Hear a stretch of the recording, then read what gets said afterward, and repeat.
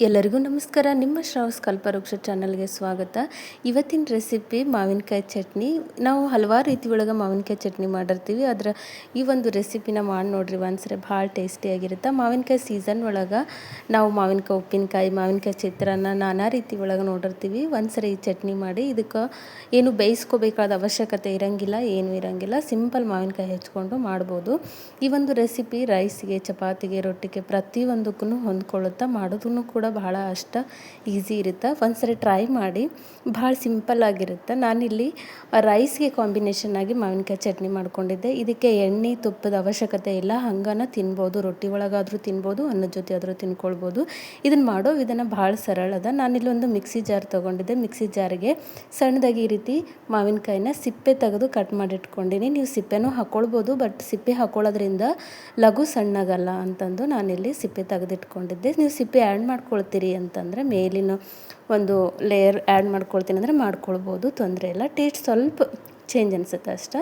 ಈ ರೀತಿ ನೀವು ಸಿಪ್ಪೆನ ತಗೊಳ್ಳಿ, ಇಲ್ಲಾಂದರೆ ಹಾಗನ ಹಾಕ್ಕೊಳ್ಬೋದು. ನಾನಿಲ್ಲಿ ಒಂದು ಕಪ್ಪು ಮಾವಿನಕಾಯಿನ ಸಿಪ್ಪೆ ತೆಗೆದು ಹಾಕ್ಕೊಂಡಿನಿ. ಹಾಗೆ 1-2 ಟೇಬಲ್ ಸ್ಪೂನ್ ಆಗುವಷ್ಟು ಬೆಲ್ಲ ಸೇರಿಸ್ಕೊಳಕತ್ತೀನಿ. ಮಾವಿನಕಾಯಿ ನೋಡಿಕೊಂಡು ನೀವು ಬೆಲ್ಲ ಸೇರಿಸ್ಕೊಳ್ಬೇಕಾಗತ್ತೆ. ಭಾಳ ಹುಳಿ ಇತ್ತು ಅಂತಂದ್ರೆ ಸ್ವಲ್ಪ ಜಾಸ್ತಿ ಬೆಲ್ಲ ಹಾಕ್ಕೊಳ್ರಿ. ಸ್ವಲ್ಪ ಇತ್ತು ಅಂತಂದ್ರೆ ನೀವು ಒಂದಿಟ್ಟು ನೋಡಿಕೊಂಡು ಬೆಲ್ಲ ಆ್ಯಡ್ ಮಾಡ್ಕೊಳ್ಬೋದು. ಈಗ ಬೆಲ್ಲ ಆ್ಯಡ್ ಮಾಡಿದ್ದೀನಿ. ಹಂಗೆ ಇದಕ್ಕೆ ಹುರಿಗಡಲೆ ಹಾಕ್ಕೊಳ್ಬೇಕಾಗತ್ತೆ ಅಥವಾ ಶೇಂಗಾ ಕಾಳು ಹಾಕ್ಕೊಳ್ಬೇಕಾಗತ್ತೆ. ನಾನು ಹುರಿದು ಸಿಪ್ಪೆ ತೆಗೆದಿಟ್ಕೊಂಡಿದ್ದೆ. ಜಾಸ್ತಿನೂ ಹಾಕ್ಕೊಳ್ಬಾರ್ದು, 1-2 ಸ್ಪೂನ್ ಅಷ್ಟೇ ಹಾಕ್ಕೊಳ್ರಿ. ಭಾಳ ಹಾಕ್ಕೊಳೋದ್ರಿಂದ ಮಾವಿನಕಾಯಿದು ಟೇಸ್ಟ್ ಬೇರೆ ಥರ ಅನಿಸುತ್ತೆ. ನಮಗೆ ಶೇಂಗಾದ್ದು ಫ್ಲೇವರ್ ಭಾಳ ಬರೋಕೆ ನಿಲ್ಲುತ್ತೆ. ಹಾಗಾಗಿ 2-3 ಸ್ಪೂನ್ ಹಾಕ್ಕೊಳ್ರಿ. ಭಾಳ ಕ್ವಾಂಟಿಟಿ ಇತ್ತಂದ್ರೆ 4 ಸ್ಪೂನ್ ಹಾಕ್ಕೊಳ್ರಿ. ಭಾಳ ಹಾಕ್ಕೊಳಕ್ಕೆ ಹೋಗ್ಬೇಡ್ರಿ. ಅಕಸ್ಮಾತ್ ನೀವು ಶೇಂಗಾ ಇಷ್ಟ ಇಲ್ಲ ಅಂತಂದ್ರೆ ಈ ಗುರಳ್ ಪುಡಿನೂ ಹಾಕ್ಕೊಳ್ಬೋದು ಅಥವಾ ಗುರಳ್ ಹಾಕ್ಕೊಳ್ಬೋದು. ಹಾಗೆ ಇಲ್ಲಿ ಒಂದು ಅರ್ಧ ಈರುಳ್ಳಿನ ನಾನು ಸಣ್ಣದಾಗಿ ಕಟ್ ಮಾಡ್ಕೊಂಡಿದ್ದೆ, ಅದನ್ನು ಕೂಡ ಸೇರಿಸ್ಕೊಂಡಿನಿ. ಹಾಗೆ 1 ಕಡ್ಡಿ ಕರಿಬೇವಿನ ಎಲೆ ಹಾಕ್ಕೊಂಡಿದ್ದೀನಿ. ನೀವಿಲ್ಲಿ ಹಸಿ ಖಾರ ಆದರೂ ಬಳಸ್ಕೊಳ್ಳಿ ಅಥವಾ ಒಣ ಖಾರ ಆದರೂ ಬಳಸ್ಕೊಳ್ಳಿ. ಆದರೆ ಒಂದ್ಸರಿ ಒಣ ಖಾರ ಅಂದ್ರೆ ಹಚ್ಚ ಖಾರದ ಪುಡಿ ಹಾಕ್ಕೊಂಡು ನೋಡಿರಿ, ಭಾಳ ಟೇಸ್ಟಿಯಾಗಿರುತ್ತೆ. ಹಂಗೆ ಒಂದು ಸ್ವಲ್ಪ ನಾನಿಲ್ಲಿ ಕೊತ್ತಂಬರಿನ ಸೇರಿಸ್ಕೊಂಡಿನಿ. ಕೊತ್ತಂಬರಿ ಸೇರಿಸ್ಕೊಂಡು ಆದಮೇಲೆ ರುಚಿಗೆ ತಕ್ಕಷ್ಟು ನಾವು ಉಪ್ಪು ಆ್ಯಡ್ ಮಾಡ್ಕೋಬೇಕಾಗತ್ತೆ.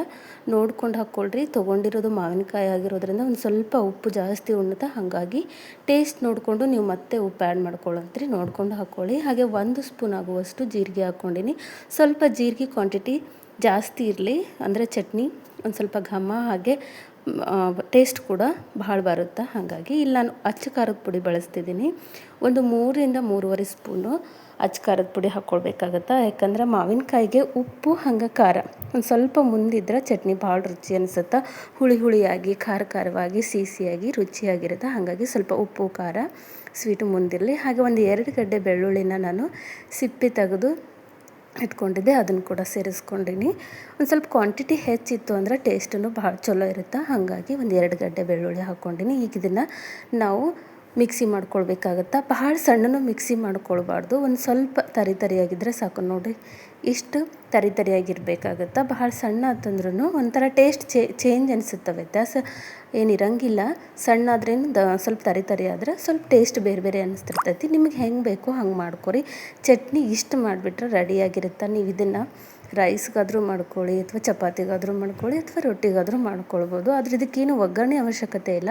ಡೈರೆಕ್ಟಾಗಿ ನೀವು ಇದನ್ನು ಊಟ ಮಾಡಲಿಕ್ಕೆ ಅಥವಾ ಸೈಡ್ ನೆಂಚ್ಕೊಳ್ಳೋಕ್ಕೆ ಬಳಸ್ಕೊಳ್ಬೋದು. ಇಷ್ಟಾದರೆ ಸಾಕು. ಇದಕ್ಕೇನು ಎಣ್ಣೆ ಹಾಕಬೇಕು ಅನ್ನೋದೇನಿಲ್ಲ. ಆದರೆ ಈರುಳ್ಳಿನ ನಾವು ಸೇರಿಸ್ಕೊಂಡಿರ್ತೀವಿ. ಒಂದು ಅರ್ಧ ಈರುಳ್ಳಿನ ಎತ್ತಿಟ್ಕೊರಿ ಕಟ್ ಮಾಡಿದಾಗ. ಈ ರೀತಿ ಮೇಲ್ಗಡೆ ಹಾಕ್ಕೊಂಡು ತಿನ್ನೋದ್ರಿಂದ ಅಲ್ಲಲ್ಲಿ ಚಟ್ನಿಗೆ ನಮಗೆ ಬಾಯಿಗೆ ಸಿಕ್ಕಾಗ ಟೇಸ್ಟ್ ಇನ್ನೊಂದು ಸ್ವಲ್ಪ ಹೆಚ್ಚಾಗುತ್ತೆ ಅನ್ನೋದು ಬಿಟ್ಟರೆ ಮತ್ತೇನೂ ಇಲ್ಲ.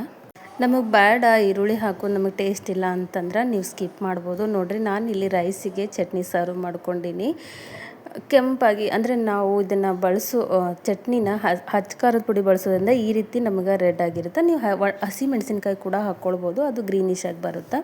ಸ್ವಲ್ಪ ಚಟ್ನಿಗೆ ನಾನಿಲ್ಲಿ ತುಪ್ಪ ಆ್ಯಡ್ ಮಾಡ್ಕೊಂಡು, ನಿಮಗೆ ಬೇಕಂದ್ರೆ ಹಾಕ್ಕೊಳ್ಳಿ ಎಣ್ಣೆ ಅಥವಾ ತುಪ್ಪ, ಇಲ್ಲಾಂದ್ರೆ ಬೇಡ. ಈ ರೀತಿ ನಾವು ತೊಗೊಂಡು ಅನ್ನಕ್ಕೆ ಹಚ್ಕೊಂಡು ತಿಂದುಬಿಟ್ವಿ ಅಂದ್ರೆ ಇನ್ನು ಯಾವ ಸಾಂಬಾರಿನ ಅವಶ್ಯಕತೆಯೂ ಇಲ್ಲ. ಒಂದ್ಸರಿ ಟ್ರೈ ಮಾಡಿ ನೋಡಿ, ಭಾಳ ಅಂದ್ರೆ ಭಾಳ ಟೇಸ್ಟಿಯಾಗಿರುತ್ತೆ. ಮಾಡೋದನ್ನು ಭಾಳ ಈಸಿ ಐತಿ, ಬೇರೆ ಏನೂ ಇಲ್ಲ. ಚಟ್ನಿ ಹೆಂಗೆ ಮಾಡ್ತೀವಿ ಹಂಗೆ ಇರುತ್ತೆ.